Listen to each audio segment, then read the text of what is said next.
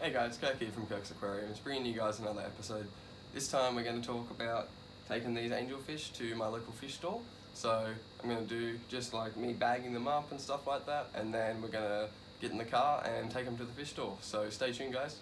Alrighty, so as you can see here, there's a lot of angels in this tank. There's a lot that are going to get, sold today.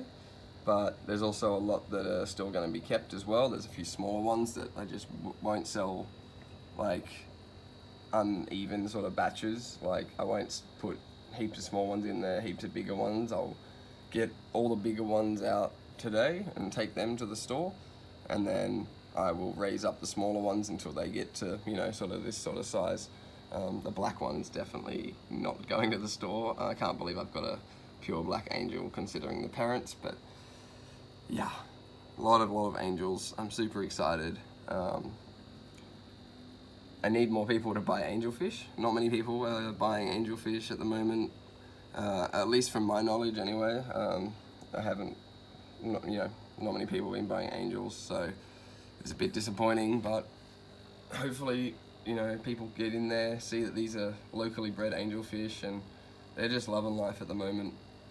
They're on flake food, they're on micro pellets, they're on a little bit of baby brine as a treat every now and then, but mostly it's on the, what most people would feed their fish, which, realistically is just pellets and flake food, the occasional frozen bloodworm or something like that, but, most people just feed their fish like one type of food even.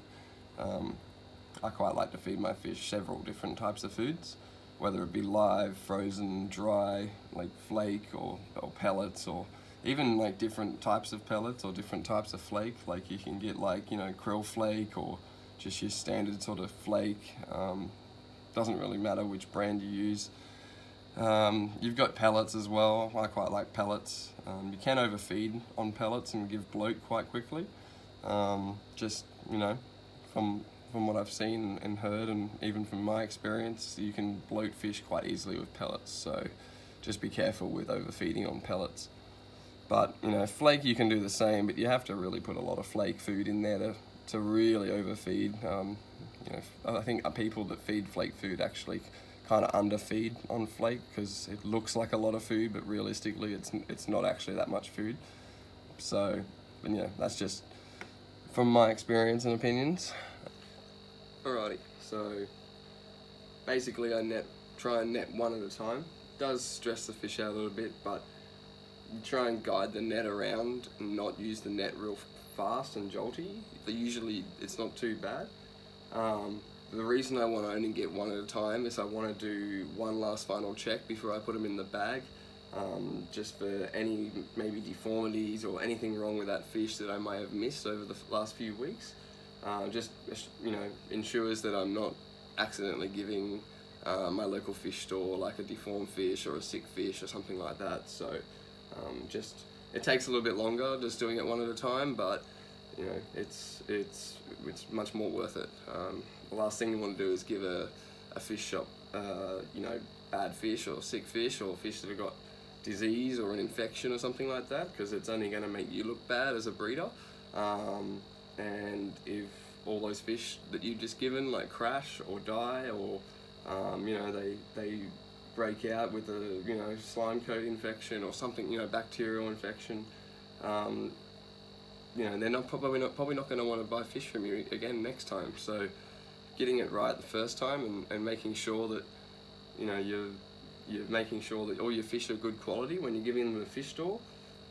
That'll help really build a relation and connection with your local fish shop, and it'll help you be able to sell more fish to that fish shop. So, just gonna go in now, and there's a few here that I quite like, they're decent size.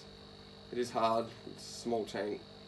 Could be using a bigger net, but it sort of stirs up too much, and it makes it all murky and everything. So I kind of like using the small net and just sort of guiding a few of them into the net like so, and then I basically just hold the net up to the glass like this so I can check it out. I have my flashlight here as well, just to once over. And so the small one in the back, obviously I'm going to get out, but the bigger one is actually quite nice. So what we're going to do is we're going to try and get the light out of their eyes. We're going to try and get the small one to get out of the net like so, if you guys saw that. And then I'm just going to come straight up, out like that. And I've got my bag sitting here. Just straight in, just like that. So, there you have it, guys. Bagging up the fish, bag up the rest of them, we'll get them in the box, and we'll drive down to my local fish store. So, here we've got 12 that I've bagged up already. Just showing you that they're quite happy in the bag. I can actually afford to give them a little bit more water because I don't have far to travel, and they're not going to be in this bag realistically for very long. So, just thought I'd show you guys, you know, them in the bag. I'll keep going, keep bagging them, and yeah, I'll see you soon at the fish shop. Alright, so we got the fish in the box here. I've got them buckled in so they can't slide around much, and we're on our way to the fish shop, so see you soon, guys. Alrighty, so it's been a couple of days since I took a few angelfish to Paul's aquariums and gave to him. These are the ones left over that I didn't take. They're just a little bit too small. They've grown a little bit in the last couple of days, but they were just a little bit too small for what I wanted. Like, I didn't want to give him inconsistency with size, so I don't mind keeping these. I'll give them to him, like, you know, maybe in a week or two's time there'll be more. I'll just give him them. But in the last couple of days, made a few changes. We've moved the bedders out of this tank, and we've replaced it with the peacock gudgeons. So I put the peacock gudgeons in here. There's still a couple of baby bedders left in here. I didn't see them, so I have to get, I think there's two. There's another one over here. But yeah, the peacock gudgeons are now in here, so they're doing well. I needed a bigger tank for the bedders, and there's only about, you know, 7 or 8 peacock gudgeons, so put them in there. You probably also noticed there is a female German blue ram in the back there. She's actually one that I bred for myself. She's actually the very first fish I've ever hatched from an egg. So, you know, I've just kept her alone. I've never paired her up or anything like that. So I just put her in here because she was in another tank that I haven't shown you guys yet.